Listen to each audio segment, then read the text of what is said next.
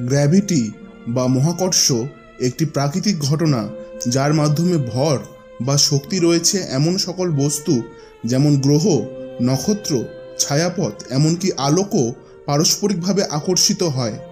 পৃথিবীতে গ্র্যাভিটি পদার্থের ভরের জন্য একভাবে দায়ী এবং চাঁদের মহাকর্ষ সমুদ্রের জোয়ার ভাটার জন্য অন্যতম কারণ হিসেবে কাজ করে।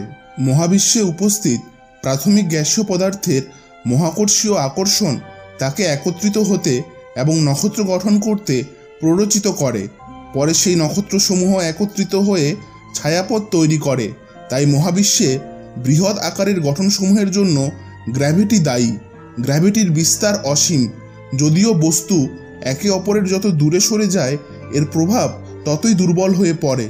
গ্র্যাভিটিকে সবচেয়ে সঠিকভাবে বর্ণনা করেছে আপেক্ষিকতার সাধারণ তত্ত্ব, যা গ্র্যাভিটিকে একটি বল নয় বরং স্থানকালের বক্রতা হিসেবে দেখায়, যেটি ভরের অসম বণ্টনের কারণে সৃষ্টি হয় ও বস্তুসমূহকে জিওডেসিক রেখা বরাবর চলতে বাধ্য করে।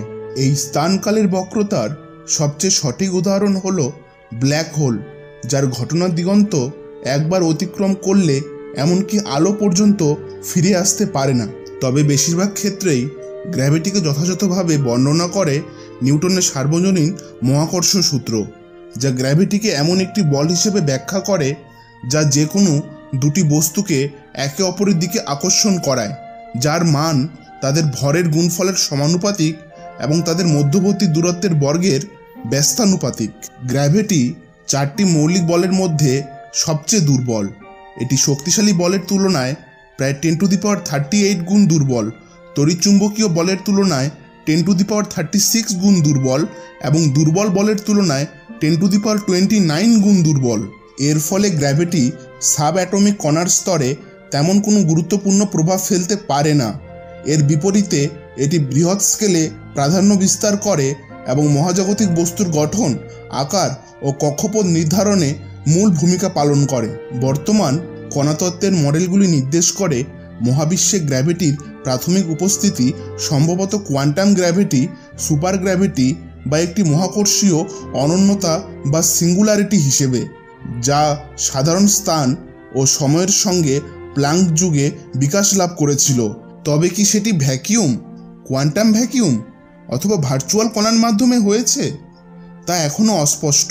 কোয়ান্টাম বলবিদ্যার সঙ্গে সঙ্গতিপূর্ণ একটি গ্র্যাভিটি তত্ত্ব অর্থাৎ কোয়ান্টাম গ্র্যাভিটি তত্ত্ব, যা অন্যান্য তিনটি মৌলিক বলের সঙ্গে একটি অভিন্ন গাণিতিক কাঠামোতে একত্রিত হতে পারবে, বর্তমানে গবেষণার একটি সক্রিয় ক্ষেত্র হয়ে উঠেছে। প্রাচীন গ্রিক দার্শনিক আর্কিমিডিস ত্রিভুজের কেন্দ্রাকর্ষণ বা দ্য সেন্টার অফ গ্র্যাভিটি আবিষ্কার করেন। তিনি আরও অনুমান করেছিলেন যে যদি দুটি সমান ওজনের বস্তু একক কেন্দ্রে না থাকে তবে তাদের সম্মিলিত কেন্দ্রাকর্ষণ সেই রেখার মাঝামাঝি থাকবে যা তাদের পৃথক কেন্দ্রগুলোকে সংযুক্ত করে। রোমান স্থপতি ও প্রকৌশলী ভিট্রুভিয়াস দি আর্কিটেকচারা গ্রন্থে লিখেছিলেন যে একটি বস্তুর মহাকর্ষ তার ওজনের নয় বরং তার স্বভাবের উপর নির্ভর করে।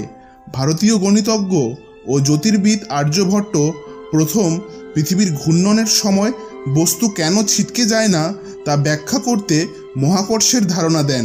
পরে ব্রহ্মগুপ্ত গ্র্যাভিটিকে একটি আকর্ষণীয় বল হিসেবে বর্ণনা করেন ও এর জন্য একটি গুরুত্বপূর্ণ শব্দ গুরুত্বাকর্ষণ শব্দটি প্রয়োগ করেন। তবে 16 শতকের মাঝামাঝি বৈজ্ঞানিক বিপ্লবের সময় ইউরোপের বিভিন্ন বিজ্ঞানীরা পরীক্ষার মাধ্যমে অ্যারিস্টটলের ধারণা যে ভারী বস্তু দ্রুত পতিত হয় তাকে ভুল প্রমাণ করেন। যেমন 1551 সালে স্পেনীয় ডোমিনিকান পুরোহিত ডোমিঙ্গো দে সেটো লিখেছিলেন যে পতনশীল বস্তু সমানভাবে ত্বরণ লাভ করে। দে সেটো সম্ভবত ইতালির অন্যান্য ডোমিনিকান পুরোহিতদের যেমন বেনেদের্তো ভার্কি, ফ্রান্সেস্কো ব্রিয়াতো, লুকা গিনি ও জিওভান বেল্লাসো প্রদত্ত পরীক্ষাগুলো দ্বারা প্রভাবিত হয়েছিলেন, যা অ্যারিস্টটলের মতবাদকে অস্বীকার করেছিল। 16 শতকের মাঝামাঝি সময়ে ইতালীয় পদার্থবিদ জিয়ামবাত্তিস্তো বেনেদেত্তি দাবি করেন যে নির্দিষ্ট ঘনত্বের কারণে একই পদার্থের হলেও ভিন্ন ভরের বস্তুর পতনের গতি সমান হবে।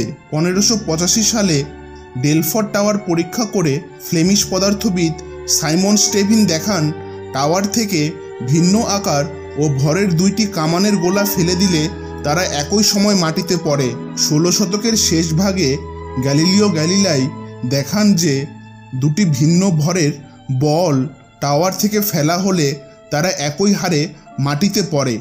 ঢালু পথে বল গড়ানোর সূক্ষ্ম পরিমাপের সঙ্গে এই জ্ঞান একত্রিত করে গ্যালিলিও দৃঢ়ভাবে প্রতিষ্ঠা করেন যে মহাকর্ষীয় ত্বরণ সব বস্তুর জন্য একই।